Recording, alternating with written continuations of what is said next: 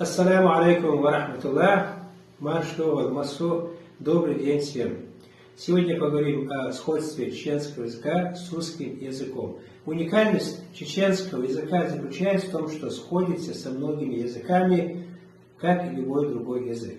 Возьмем глагол «дописать». На чеченском языке будет это «даяздар».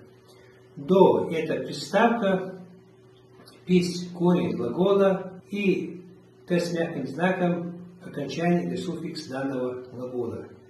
Как мы знаем, «до» приставка подчеркивает на завершенность действия или уточняет его эпическое месте.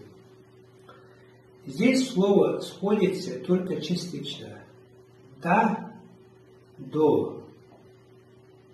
Если возьмем другое слово, например, «доехать», «даяхар», полностью, целиком слово сходится как и в словесном строении, так и в смысловом строении.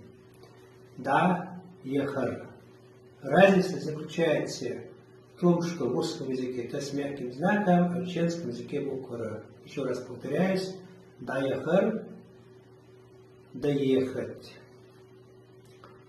Если в прошедшем времени это будет «доехала» или «доехал», «даяхар» или «давахар». Могу привести множество слов. Давайте приведу некоторые слова, как существительных, так и прилагательных. Широкий, шир, тихий, тин, элк, палец, элкш, пальцы, день, де. Можно привести целиком предложение, которое соответствует.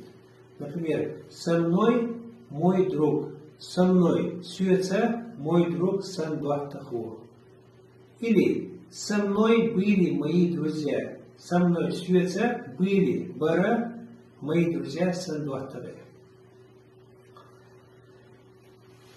Давайте сейчас сравним с индоевропейским языком, с языком хинди. Русский, чеченский, индийский или хинди язык. Матху хинди – это мед, на чеченском моз. Есть прилагательное в чеченском языке, это слово мерз, вкусный. Если я скажу вкусный мед, будет мерза моз. Матху – мед, моз. Видите, словесное строение и смысловое соответствует. Маки хинди – это маки русским, муха и чеченском моз. Есть еще другое слово, как хура или бури, коричневый орз. Хинди – агни. В русском языке это огонь, видите, сходство агни, огонь, а в чеченском языке те. Вообще не сходятся существительные, а если брать глаголы, жечь сходится. Интересно, да? Жечь в чеченском языке это ягор, и здесь сходится с именем существительным хинди. И агни, ягор. Бывают такого рода слова, если они не соответствуют с одной стороны, они соответствуют с другой стороны.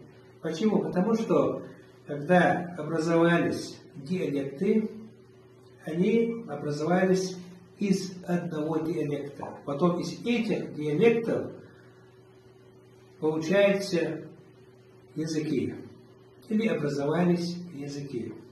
На это, как мы раньше говорили, повторяюсь, действуют климатические воздействия. Это вода, где проживает человек, на равнине или в горной местности. Еще раз повторяюсь. Матху, мед, муаз, маки, муха, моз, хура, бурый, коричневый, агни, огонь, ягор. Можно привести множество слов. И на конце скажу, когда в русском языке говорится «добрый день», два слова сходятся. Дедик. Де это день, добрый дик. Добрый день. Дедик. Здесь еще добавляют в чешском языке дедикхейла. Дедикхейла. Хочу отметить, что некоторые слова, например, как день, во многих языках сходятся, как день, ночь и так далее. То, что я вам сегодня привел, это слова, которые сходятся в корне. Бывают слова заимствованные в силу каких-то обстоятельств, которые передавались шаг за шагом.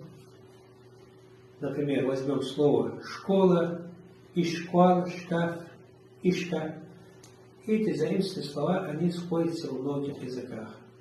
Есть слова в плане техники, технологии, например, это как, например, холодильник, компьютер, электроника и тому подобное. Мой вам лучший совет, когда вы изучаете языки, чтобы вы сравнивали слова существительные, прилагательные, глаголы. У этих слов есть множество групп. Жду от вас приятных комментариев, подписчиков. Ва алейкум ассалам ва рахматуллах.